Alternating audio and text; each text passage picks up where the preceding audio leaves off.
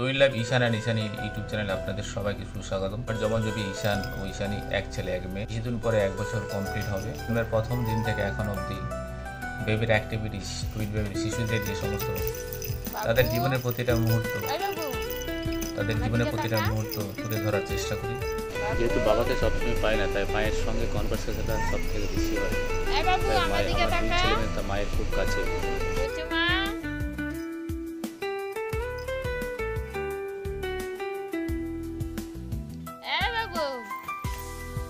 বাবু ও বুঝিমা, এই এই শোনা, কি করছো তুমি বসে বসে?